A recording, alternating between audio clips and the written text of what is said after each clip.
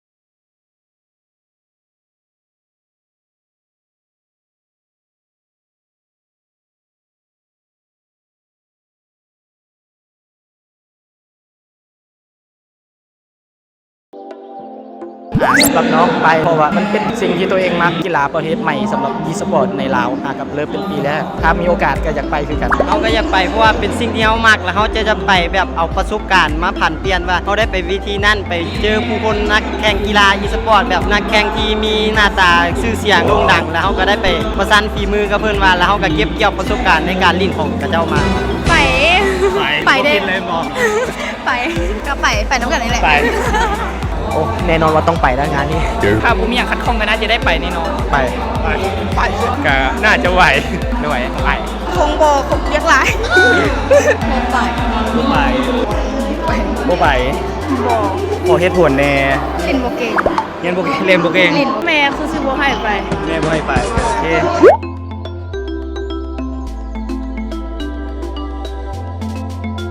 เบิ่งตามความเป็นจริงแต่ถ้าแบบขาดเรียนมันก็ต้องมีเหตุผลคือพาสมมุติให้ขาดอีหลีกันได้เพราะเฮ็ดเกือบซาข่าวไปได้มันก็บ่ถึงขั้นนั้นทีมการเรียนนี่ก็แบบไปเอาประสบการณ์ซื่อๆเฮาจะบ่แม่นไปเพื่อทีมการเรียนการศึกษาไปเพราะว่าการศึกษามันสิให้เฮามีการเรียนรู้การพัฒนาและก็การศึกษามาใช้ในชีวิตประจำวันเฮาว่ากีฬานี่มันก็บ่แม่นส่วนหนึ่งของเฮาแต่ว่าเฮาต้องเอาการศึกษาเป็นหลักก็ฮู้เฮาก็ต้องคิดก่อนก็สิแบบคิดก่อนหั่นนะคันเวลามันเหมาะสมก็ไปถ้าเกิดเป็นคำถามจังซี่เฮาก็ต้องยอมเสียฝั่งใดฝั่งหนึ่งแต่ว่าใจนี่เลือกไปหรือบ่ไปหลายกว่าไปต้องได้ไปคือถ้าปกครองสนับสนุนก็ไปก็คือจะต้องลงกับพ่อแม่ดีๆว่าโอกาสมันมีแค่เดียวไปตัวอ้ายเงินรางวัลขนาดนี้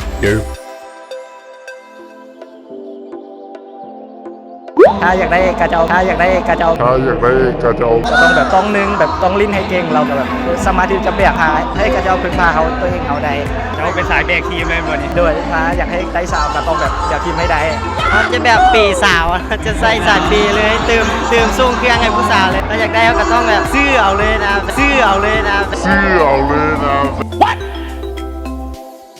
What the fuck แต่ว่าต้องปีให้เขาลิ้นแล้วก็ต้องแบกสาว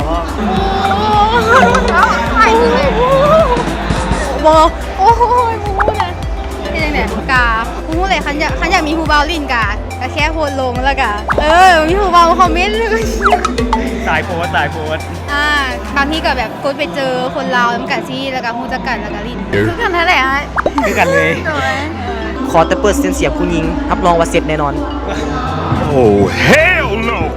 บ่ฮู้แหละนี่เพราะว่าเคยเจอไปเจอนะ ต้องแบกได้ ต้องแบกได้ แบกได้ อันนี้ต้องได้เอาแผนมูเด้อไปแบกมูนำสวนสาวคอแล้วก็มาลิน1-1น้ำกัน ก็ต้องแชทไปหาก่อนแล้วค่อยเฮ็ดความรู้จัก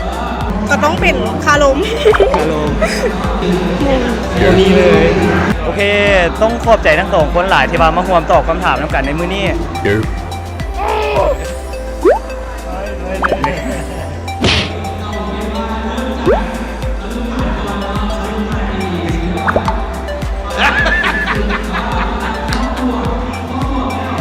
No! God, please, no! It's the motherfucking Eagle Double G. Snoop Dogg!